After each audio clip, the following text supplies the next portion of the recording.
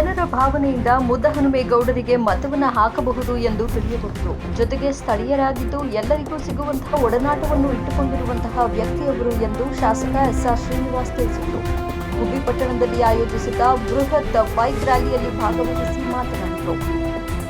ಈ ವೇಳೆ ಪಟ್ಟಣದ ವಿವಿಧ ವಾರ್ಡ್ಗಳಿಗೆ ತೆರಳಿ ಕಾಂಗ್ರೆಸ್ ಅಭ್ಯರ್ಥಿ ಎಸ್ಪಿ ಮುದ್ದಹನುಮೇಗೌಡರು ಮತಯಾಚನೆ ನಡೆಸಿದರು.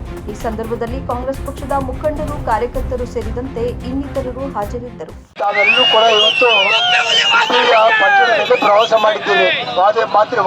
ಇವತ್ತು ನಾನಿಷ್ಟ ಹೇಳೋದು, 5 ವರ್ಷ MP ಇದೆ, 5 ವರ್ಷ ಲೋಕಸಭೆಯಲ್ಲಿ ಕೆಲಸ ಮಾಡಿದ್ದೀನಿ, ಜಿಲ್ಲೆನಲ್ಲಿ ಕೆಲಸ ಮಾಡಿದ್ದೀನಿ, ಮತ್ತೆ 5 ವರ್ಷ ಜನಗಳ ಜೊತೆಯಲ್ಲಿ ಕೆಲಸ ಮಾಡಿದ್ದೀನಿ. 5 ವರ್ಷದಲ್ಲಿ ಸುಮಾರು ಪಾರ್ಲಿಮೆಂಟ್ನಲ್ಲಿ 700ಕ್ಕೂ ಹೆಚ್ಚು ಪ್ರಶ್ನೆ ಕೇಳಿದ್ದೀನಿ. 120ಕ್ಕೂ ಹೆಚ್ಚು ತೆಂಗು ಬೆಳೆಗಾರ ಸಮಸ್ಯೆ, ಕೊಬ್ಬರಿ ಬೆಂಬಲ ಬೆಲೆ.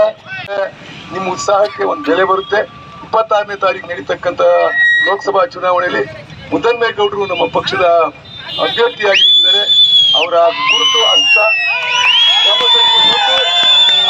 ತಾವೆಲ್ಲರೂ ಕೂಡ ಮತ ನೀಡಬೇಕು ಅಂತ ನಾವು ವಿನಂತಿ ಮಾಡ್ಕೊಂಡು ನಮ್ಮ ಮಾತು ಮುಗಿಸ್ತೀವಿ. Thank you. ಬೆಳಗಿನಿಂದ ನಿಮ್ಮೆಲ್ಲರ ನೆಚ್ಚಿನ ನಾಯಕರು ಸೋಲಿಲ್ಲದ